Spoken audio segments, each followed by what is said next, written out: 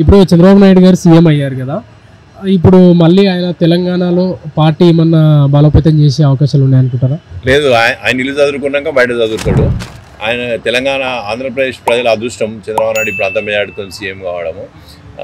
మోడీ దగ్గర నుంచి national funds తెచ్చుకొని రాష్ట్రాన్ని అభివృద్ధి చేస్తాడు. మా రాష్ట్రంలో ఉన్న ఆంధ్ర ప్రజలు కూడా అక్కడికి పోతారని అనుకుంటున్నాను.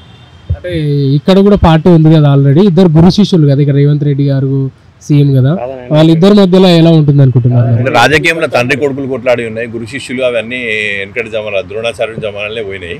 ఇప్పుడు అట్లాంటివి ఏముండవు. ఎవరి ఉనికిని వాళ్ళు నిలబెట్టుకోవడానికి ప్రయత్నం చేస్తారు. కాకపోతే మంచిగా సామరస్యంగా మాట్లాడుకుంటారు, ఏదైనా ప్రాబ్లమ్స్ ఉన్నాయి సాల్వ్ చేసుకుంటారు అంతే. అయితే ఇప్పుడు చంద్రబాబు నాయుడు గారి హయాంలో ఐటీ ఇప్పుడు ఇక్కడ ఉన్న హైదరాబాద్ నుంచి మళ్ళీ ఏమన్నా అక్కడికి తీసుకెళ్ళేది? అది ఐటీ సంస్థలు ఎక్కడ మంచుకుంటే అక్కడ ఉంటారంటే, మా వాతావరణం తెలంగాణ రాష్ట్ర వాతావరణము, తెలంగాణ భూమి, తెలంగాణ అన్నికి అనుకూలమైన పరిస్థితులు సాఫ్ట్వేర్కి ఉంటాయి. మిగతా డెవలప్మెంట్స్ అక్కడ చేస్తాడు.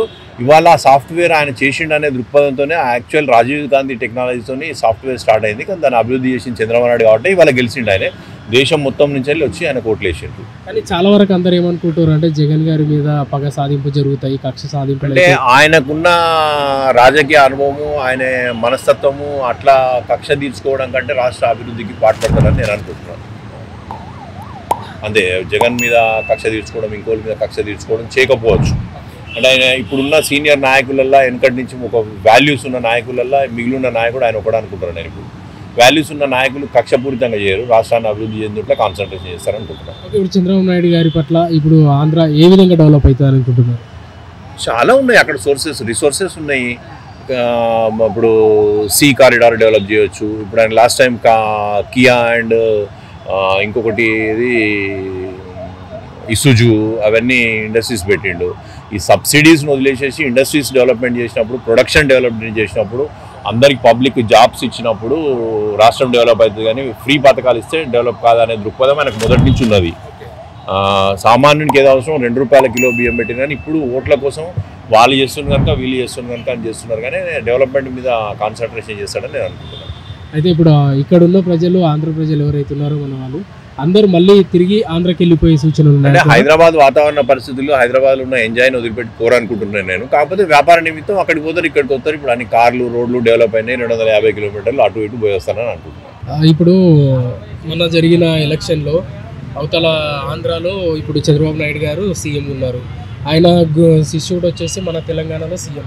ఇద్దరి మధ్యలో ఏమన్నా మళ్ళీ సంబంధాలు గట్టిగా ఉంది, ఆయన చంద్రబాబు నాయుడు గారు మళ్ళీ మన తెలంగాణలో టీడీపీ పార్టీని బలోపేతం చేసే అవకాశం మీరు ఉందనుకుంటున్నారు? ఫస్ట్లీ అండి, చంద్రబాబు నాయుడు గారు అండ్ రేవంత్ రెడ్డి గురు శిష్యులు అయినప్పటికీ they are leading 2 different parties. ఒకరు కాంగ్రెస్లో ముఖ్యమంత్రి ఉన్నారు, ఇంకొకరు టీడీపీలో ఉన్నారు. అండ్ సెంట్రల్లో చూసుకుంటే TDP supporting NDA and Congress is supporting India alliance. So నేను వాళ్ళిద్దరి మధ్యలో అంత కోఆర్డినేషన్ ఎక్స్పెక్ట్ చేయట్లేదు. At the same time state నీడ్స్ని, ప్రజల అవసరాలని బట్టి ఇద్దరు రాష్ట్ర ముఖ్యమంత్రులు ఎప్పుడైనా కలిసి పనిచేయాలి. ఎందుకంటే మనకు ఆంధ్రతోటి తెలంగాణలో చాలా అసెట్ లయబిలిటీస్ ఇష్యూస్ ఉన్నాయి, కృష్ణానది వాటర్ ఇష్యూస్ ఉన్నాయి. సో ఇన్ని ఇష్యూస్ ఉన్నప్పుడు 2 స్టేట్స్ అనేవి కలిసి పనిచేస్తే ప్రజలకు అల్టిమేట్గా బెనిఫిట్ జరుగుతుంది. శిష్యులు కదా కలిసి పని చేయలేరు అనుకుంటున్నారా మీ ఉద్దేశం? కలిసి పని చేయాలి, అందుకే కదా ప్రజలు వాళ్ళని ఎన్నుకున్నది నేను అనుకుంటున్నాను. But still their agendas are different. At the same time నేను ఇంకోటి ఏమనుకుంటున్నాను అంటే టీడీపీ బలోపేతం అవుతుందని అంటే రీసెంట్గా చంద్రబాబు నాయుడు గారే అనౌన్స్ చేశారు లోకల్ బాడీ ఎలక్షన్స్లో పోటీ చేస్తారని. So we have to wait and see TDP మళ్ళీ స్ట్రెంగ్తెన్ అవుతుందా కాదా అని.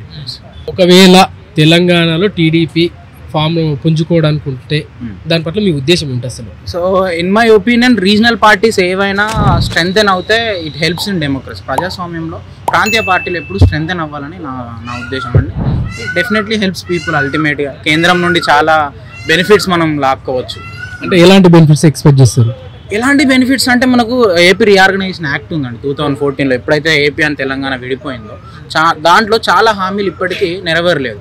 సో ఫర్ ఎగ్జాంపుల్ తెలంగాణలో కాజ్పేట్ రైల్వే ఫ్యాక్టరీ కానీ, బయ్యారం స్టీల్ ప్లాంట్ కానీ, ఏపీలో కొన్ని అట్లాంటి హామీలు ఉన్నాయి. సో ఇట్లాంటి ఆ రీఆర్గనైజేషన్ యాక్ట్లో ఏవైతే మనకు ఒక బెనిఫిట్స్ ఇచ్చారో వాటిని we can bring from centre అలా అనుకుంటున్నాను. అంటే ఐటీ ఉద్యోగాలు ఇప్పుడు పెరుగుతాయని అనుకుంటున్నారు? మరి ఐటీ ఉద్యోగాలు ఆల్రెడీ పెరుగుతున్నాయి తెలంగాణలో.